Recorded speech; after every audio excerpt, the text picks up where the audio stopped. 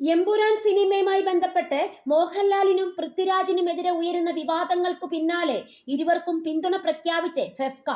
ചിത്രത്തിന്റെ സംവിധായകനായ പൃഥ്വിരാജിനും മുഖ്യ നടനായ മോഹൻലാലിനും എതിരെ സമൂഹ മാധ്യമങ്ങളിൽ നടക്കുന്ന ആക്രമണങ്ങൾ നിർഭാഗ്യകരവും പ്രതിഷേധാർഹവുമാണ് എന്നാണ് ഫെഫ്ക പുറത്തിറക്കിയ വാർത്താക്കുറിപ്പിൽ പറയുന്നത്.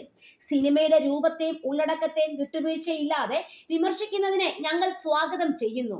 സർഗാത്മകമായ വിമർശനത്തിലൂടെ മാത്രമേ ഒരു കലാരൂപത്തിന് പരിണമിക്കാൻ സാധിക്കൂ.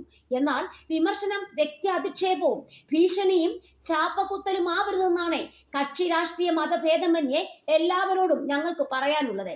സാർത്ഥകമായ ഏത് സംവാദത്തിന്റെ ലക്ഷ്യം മറുവശത്ത് നിലകൊള്ളുന്നവരെ നിശബ്ദരാക്കുകയല്ല, അവരെ സംസാരിക്കാൻ അനുവദിക്കുക എന്നാണ് ഫെഫ്ക പറയുന്നു.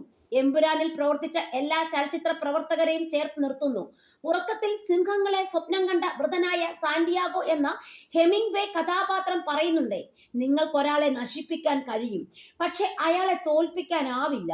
കലയും കലാകാരന്മാരും ഇത് തന്നെയാണ് സദാ ലോകത്തോട് പറഞ്ഞുകൊണ്ടിരിക്കുന്നതെന്നും വാർത്താക്കുറിപ്പിൽ ഫെഫ്ക പറയുന്നു.